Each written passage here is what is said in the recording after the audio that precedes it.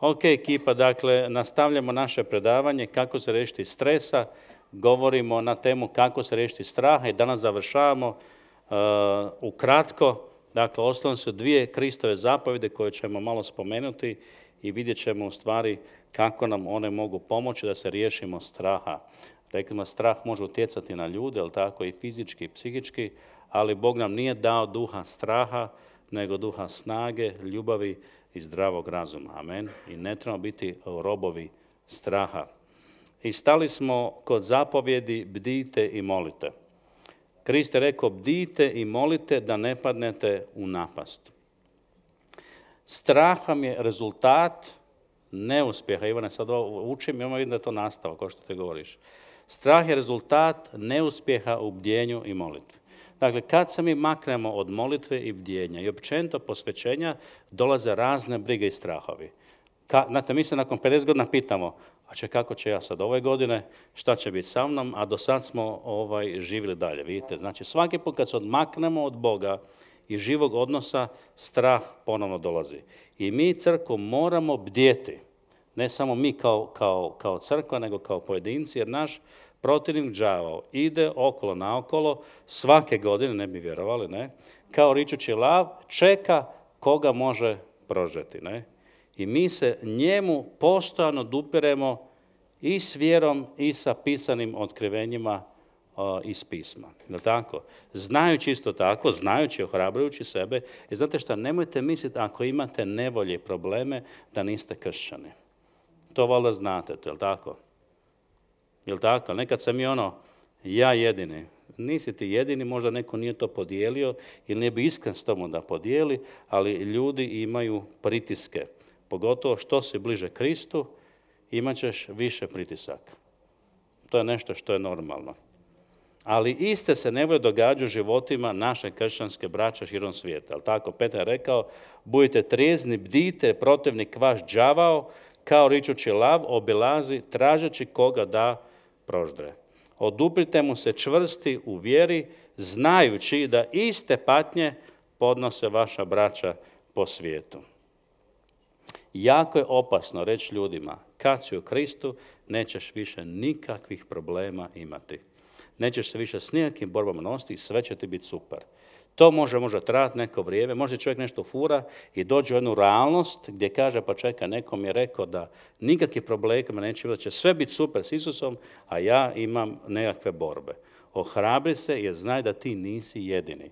Borbe su sastavni dio života, nevolje su naša sudbina, kaže apostol, pa zar nisam više puta o tom govorio, su nevolje naša sudbina, govorimo ovdje na zemlji. Naravno, možemo imati pobjedonosni stav i u nevoljama. Dakle, na što trebamo paziti da nas strah ne obuhvati?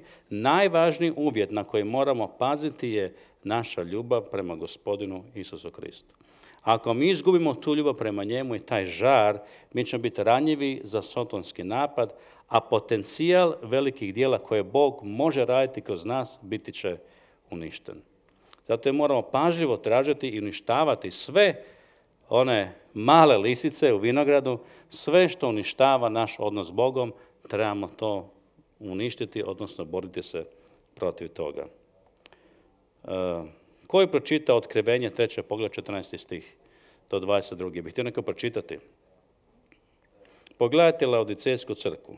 Dakle, vrhunski primjer vjernika koji su izgubili svoju ljubav prema Kristu. Rezultat znamo da je bilo mlako stanje koje je Bogu bilo mučno i bili su duhovno nemoćni, a ipak su vjerovali da im je dobro. I rekli su, mi smo bogati, mi sve imamo, ništa im ne treba, a zapravo su bili siromašni, jadni i bjedni. Ko pročita malo to? Kakvi su oni bili? I anđelu Laodicejanske crkve napiši, ovo govori Amen, vjerni, istiniti svjedok, početak Božjeg stvorenja. Znam tvoja djela, nisi ni studen ni vruć, htio bi da si studen ili vruć. Ovako, budući da si mlak ni studen ni vruć, izbljuvat ću te iz usta svojih. Jer govoriš bogat sam, obogatio sam se i ništa mi ne treba, a ne znaš da si baš ti jadan i bijedan i siromašan i slijep i gol. To je to, da. Mislili su da sve ima, da su bogati, a bili su slijepi, jadni, bjedni i trebali su Isusa. Isus nam se naučio moliti, ne uvede nas u napast, nego izbavi nas od zla. Sjećate se ko je to učenik zaboravio, to je propustio bdjeti i moliti se u vrtu. Ko je zaspao? Petar je propustio, ne? Rezultat toga što je bilo? Bio vučen u razne iskušenja, je tako? Čak da zaniječe Isusa. Je pao na testu. Bdite i molite. Bdite i molite. Lako je predvidjeti opasnost koja se približava.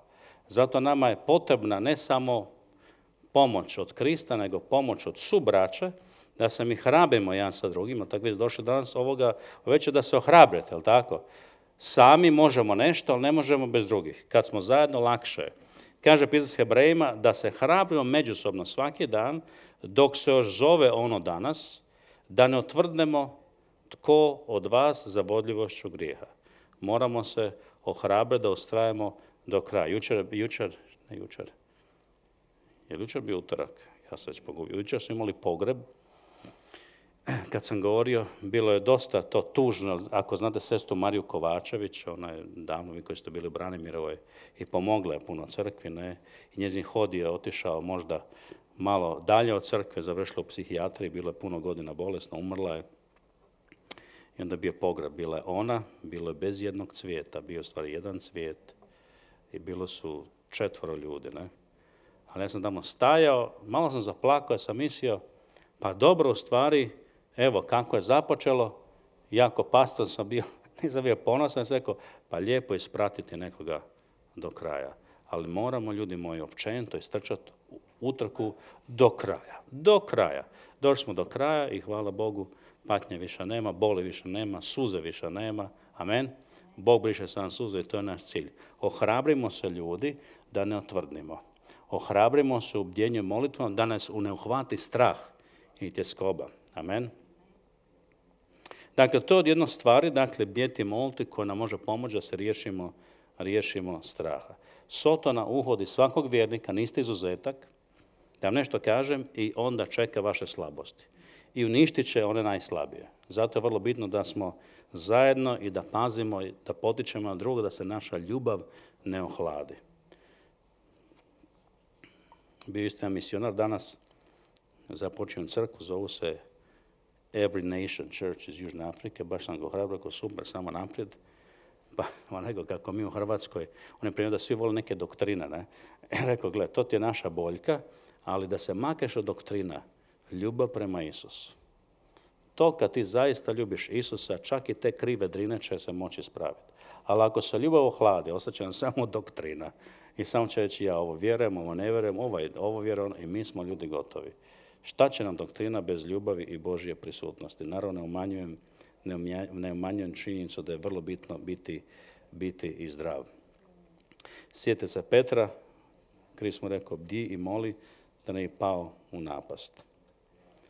Dakle, provjerimo svoju prvu ljubav, da li postoji nešto u našem životu što ukazuje na nedostatak prve ljubavi, da li je to moje vrijeme, ono jednostavno da provodim vrijeme u molitvi i riječi, kako je to jednostavno, koliko je to teško. Kako bi Isus sada mogao procijeniti moju razinu ljubavi prema njemu. I možemo se pitati koje je najosjetljivije područje mog života koje će Sotona najvjerovatnije napasti u mom životu. Zaštite to područje molitvom i bdjenjem i zamolimo prijatelje svoje da paze na nas. Dobro je imati prijatelje i braću koji mogu moliti za nas, jel tako, da ne budemo poraženi. Bdi i moli. I zadnja zapovjed je ona što je najbitnija, a šta nam je Krist rekao? Ne boj se. A lijek od straha je da se ne bojiš. Ne bojte se oni koji ubijaju tijelo, a duše ne mogu ubiti. Za većinu ljudi smrt vam je najveći strah. A upravo je taj strah Isus pobjedio. Kaže pismo Hebrejima, pogledajte, da bi smrću mogao uništiti onoga koji ima moć smrti, a to je đavo. I osloboditi one koji su zbog straha od smrti cijeli život bili podvrgnuti ropstvu. Ljudi moji, zar nije ovo dobra vijest? Krist je došao da uništi smrt i da oslobodi ljude koji su cijeli život bili podvrgnuti ropstvu tog straha. Amen. Ne moraš više se bojati smrti. Mi bez Krista, ljudi su stalno plašani šta je kako, a mi u Kristu smo oslobođeni od tog straha. Ima jedna statistika da kaže da 1/3 financija državnih za zdravstveno se najviše troši za starije osobe tijekom posljednje godine života. Ljudi jednostavno i kad ostare i kad je pod zadnje, cilj je većinom da se produži život što duže, jel tako, jer ljudi imaju strah od smrti. Pogledajte ljude koji nemaju Krista, svi imaju strah od smrti, ali mi kao vjernici znamo da smo što? Mi smo neuništivi dok Bog ne završi svoje djelo kroz nas koje je namijenio. Ne može ti nijedna bolest nauditi dok nije došlo tvoje vrijeme. Amen? Nije te Bog ostavio bespomoćom ili se on iznenadio ako ti se nešto desi ili umreš u nekoj godini bilo kojoj. Amen? Jer Bog brine za tvoju vlast, zna on tvoje dane, on ih je izbrojio, on ti ih je dao. Neko 75, neko 85, neko 105, neko 25, neko 35, mi to ne znamo. Do nas je da ga ljubimo i mi sa koji smo stariji svaki dan kad dođe novi, još jedan dan imam. Hvala Bogu, ništa me ne boli, idemo dalje. Amen. Hvala Bogu na svakom danu i njegove milosti. Ali ne moramo se bojati smrti, jer ima nade za život iza groba. Mi ljudi imamo veličanstvenu nadu nakon što naš život dođe do kraja na ovoj zemlji. A što je to nada? Da ćemo mi jednog dana uživati u Božjoj prisutnosti vječno. Evo. Šta to nije dobra nada? Ima jedna priča jednog rumunjskog pastora koji je u Rumunjskoj služio Gospodinu i tamo su pastore proganjali. Čak ima jedna knjiga na engleski, mislim da se zove, i čak je predana hrvatski. Da li vi znate za onu staru knjigu koga svijet nije dostojan? Mislim da je bilo u izdanji Ilice, Pentekosna crkva. Tako nešto se zove. To whom the world is not worthy. Ja ne znam kako je to prevod. Ti znaš za tu knjigu? To je stara knjiga, nisam dugo vidio, a tu su bila svjedočanstva tih raznih pastora koji su bili mučeni. Ne? Mučeni, prijetili su im smrću. A kad su ovoga doktor Jozefa se zove, rekli su mu da će ga ubiti ako se ne odrekne Gospodina, a on je mirno odgovorio sa smješkom. Citiram, rekao je, zar ne shvaćate da me kad ubijete šaljete u slavu? Ne možete mi prijetiti slavom, njima je rekao. Ljudi moji, zbog tog pouzdanja mi ne trebamo tugovati kao oni koji nemaju nade. To je sad bilo nedavno, prije par godina, kad je onaj student iz sveučilišta Oral Roberts University, sjećate se onog mladića koji se spremao 5 godina, htio ići na onaj otok tamo u Indiji, neki onaj otok koji je zabranjen da neko stupi. Sjećate se onoga dečka koji se godinama pripremao, htio je podijeliti evanđelje s tim Indijancima, da su prvi put bacili strela na njega, pa je otišao, drugi put su ga ubili. Ne? I to je cijela rasprava bilo da on nije mudar, da ne znam šta on to radio, gluposti, tako da je mladi dečko. Ne? Čovjek se pripremao, sjećate se, to su ovi svjedočili tu koji je bio onaj Bobby Parks koji je isto studirao tamo. Čovjek se pripremao više godina da ode na taj otok. Ne? Mi se gledamo, čovjek nije bio mudar. Ali kad gledamo na vječnost slavu, on je bio najmudriji. On je samo napravio ono što treba napraviti, što je vjerojatno imao poziv Boga, a to je da navijesti na neki način tamo evanđelje. Ne? I bio ubijen, ali nije mrtav. Ivan je sad pričao o leševima. Ivan je tvoj propovjed. Ja sam slučajno se našao prije par godina na Gordon Conwell teološkom fakultetu u Bostonu, samo sam išao posjetiti Daniel Darka, on kaže, idi sa mnom, ima pogreb od Elizabeth Elliot. Čuli za Elizabeth Elliot? To je ona žena od onog Eliota kojeg su isto ubili Indijanci. Kaže, nikad nisam vidio, kaže, sad ćeš vidjeti ili ti je to otvoren ljes i možeš doći tamo pogledati. I ja kakav jesam, ja sam došao do ljesa, pogledao sam kao sestra Elizabeth Elliot, to je ta, sad sam upoznao, ali nije to ta Elizabeth Elliot. Ona vam je bila spisateljica isto, ne? Bio je obično drveni sanduk, koja je najjeftiniji, znate kao kad gledate onim filmovima nekakvim, one obične daske i to je to. I došao je zadnji muž, jer prvi je muž ubijen, drugi je umro, ima je infarkt i trećeg je imala, ne? Ali svi su umrli, tako da to se bilo biblijski. I treće govori da je ona htjela kad umre da budu 3 ruže samo tu. svaka ruža će biti, znači, taj pokojna 2 muža, ovo je jedan koji je živ. Zanimljivo, ne? Ali ima nade. Ja kad sam bio tamo, kad slušate propovjedi, kad su ovaj govorio, će to ko da je služba, ono veselje. Mislim, ona je tu tijelo, stojan tijelo ovaki, znate kako to Americi, stoji ti tijelo, otvoreno, ne, svi. A ljudi, svi su sred zove kasnije popit kavu, ne. Zašto? Ljudi imaju nadu. U stvari je konačno ona otišla u nebo tamo o čem je propovjedala cijeli svoj život. A za muža znate, ne, kad su ga Indijanci ubili. I mislim da su valjda su pojeli jedan dio mesa od tih misionara. Sjećate se kako se zove onaj film? Gledali smo zajedno onaj film, ona Strelica, kako se zove Strelica? Ima čak na hrvatskim titlovima. A taj jedan Indijanca je danas obraćan i ide širom svijeta i propovijeda, koji je tamo sudjelovao u tom ubojstvu, ne? Šta mi to znamo? Što želimo hrabriti, s tim ću završiti, dakle, svrha da imamo strast za životom i prije groba.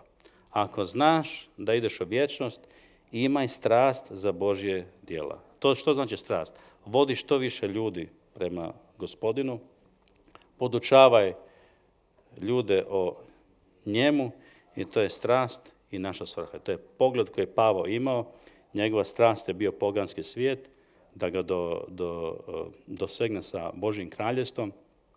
Znamo da se on više puta suočio sa smrću, više puta je čak izjavio da želi biti s Gospodinom, sjećate se, da želi biti, ali je znao da njegovo djelo još nije bilo dovršeno, pa odlučio ostati. John Wesley je prepoznao moć savladanja straha, ovako jednom izjavio: dajte mi 100 propovjednika koji se ne boje ničega osim grijeha i ne žele ništa osim Boga. I nije me briga jesu li svećenici ili laici, oni će sami zatresti vrata pakla i uspostaviti kraljevstvo nebesko na zemlji.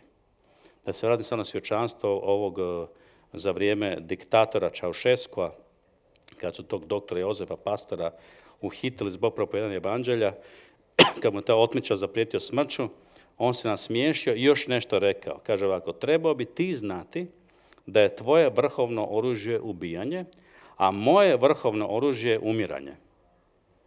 I onda im je rekao: znate da su moje propovjedi snimljene po cijeloj zemlji, kad me upucate, samo poškropite moje propovjedi mojom krvlju, a Gospod će moje propovjedi, na njih ću odgovoriti 10 puta glasnije nakon što me ubijete. Nastavite i samo to učinite. A njegovi su odmećari izviknuli: apsolutno ne možemo to dopustiti da se to desi. I onda su ga oslobodili. Znali ga ubiju, bit će još više probuđenja. Onda su rekli: onda te otpuštamo. Evo ga, što ne moramo se bojati smrti. Sjećate se ono davno vremena kad su ubijali kršćane u areni, onda to je Daniel Dark uvijek nam govori o onoj legiji, sjećate se ono legiji koje su trčale, znate ona legija? Sjećate Daniel Dark kada je propovijedano onaj 12 Roman soldiers walking on the ice. Znali? Znate onu priču kada je bila jedna, ne znam kako su ono vrijeme sad to zvalo, da li to nekakva, je li postala nekakva jedinica manja, ne znam, ta rimska jedinica manja je bila sastavljena od kršćana. Od kršćana, ne? I onda su vam to doznali i onda su ih tjerali da se skinu skroz do gola, bila je zima, potjerali su ih na zaleđeno jezero i morali su trčati u krug dok ne umru. I onda su oni, mislim, pjevali 12 brave soldiers running for the Christ. Znači, 12 hrabrih vojnika trči za Krista. I to su ponavljali. I kad je jedan pao, onda su počeli pjevati 11 hrabrih vojnika. Skroz dok nisu svi umrli. Hoću samo reći da ne moraš se plašiti smrti. Da Božje slavi Bog čini čuda. I znate, kad su areni isto ubijali, da su rekli jedan kršćan ubijen, jedna krv prolivena, 12 se ustalo usad arene, prihvatilo Krista. Smrti, gdje je tvoja pobjeda, gdje je tvoj žalac? Amen. Ne moramo se plašiti smrti, nek trebamo imati straha, poštovanje Boga, reći: Bože, upotrebi me svaki dan na tvoju slavu da dosegneš što više ljudi za Krista, govorim o tebi. Amen. A sad ove moje brige, ti sam znaš kad si ti zaljubio u Isusa, ti zaboraviš i na sve brige. Sve ti je dobro u životu, možda ti ne izgleda savršeno, ali jednostavno ta snaga, imaš tu snagu i ništa ti, barem u glavi, nije nemoguće. Ne? I kad umreš, već kad je Ivan spomenuo Juca, Ivan, jesi ti bio kod Juca kad je umirao? Juc je bio najbolji. Kada je došao iz Rebra, došao do nas, Juc, šta je bilo Juc? On kaže, to je đakon, ja vikao, ne znam, bio đakon u crkvi, oko 50 godina imao. Jer on bio osnivač Jabuke, kluba Jabuka, ali tako? Jedan osnivača kluba Jabuka. Juc, šta je bilo? Buraz. Ja sam ti bio gore, oni su mi rekli da imam rak 4. stadij. I tako nama priča, kaže, Buraz, pa idem kući svom ocu. Kažem, Juc, šta pričaš, koja kuća, čovječ, buda mi to sve izmolili. A on rekao, Buraz, ja sam spreman, ja to On je to tako volio da još kod da on bilo dobro. A mi smo njima, Juc, sača mi, i post i molitva. I stvari onda je završio, ne znam gdje je završio negdje tamo, negdje Zagorju. Sjećam da smo išli kod njega u Varaždinu. I svaki put došao, on nas ohrabruje. On kaže, budite vi s Isusom, ja sam dobro i mi gledamo, ja rekao, to čovjek ne vjerovat. A to je bio čovjek koji je volio kupanac. Volio je stalno, on je baš volio. Kada je bilo Božje prisustvo, jedno Juca, on se ovako umiri. Šta Juc radiš? Slava. On je to volio. Meni je to bilo smiješno, on je to volio. Kad smo bili u Americi, smo vozili auto, 10.000 km prošli i on je sam rekao, Buraz, daj mi pusti s onom pomazanjem. I ja nešto pustim, ja gledam iza Juca, ovako, u autu. Juc, šta radiš? Buraz, to je slava. Volio je jako to. I tako je otišao. Ja uopće se ne sjećam i jedna negativna da je on nešto bio tužan, nego on je rekao, on je jedva čekao da ide ocu. Je rekao, čovječe, trebaš ti fakat to tako izjavljivati. Sam smo bili mladi, pa smo njega ruk, mislim, ali čujte, došlo je vrijeme. Kad dođe vrijeme, onda jednostavno to je tvoje vrijeme i ti ideš konačno kući. Amen. Evo ga, nadam se, ne znam da ste ohrabreni ili obeshrabreni, ako ste obeshrabreni, može moliti večeras, da zbog oslobodi tog duha straha, približite se Isusu, to je najbolji lijek, i onda kad se približiš i lakše ti u životu. Amen. Idemo se pomoliti, ostane još jedna lekcija, govorit ćemo kako se riješiti zavisti, vidjet ćemo da postoje Kristove zapovjedi koje nam mogu pomoći i onda smo gotovi sa ovim stresovima, nadam se da nije bilo prestresno sa mnom.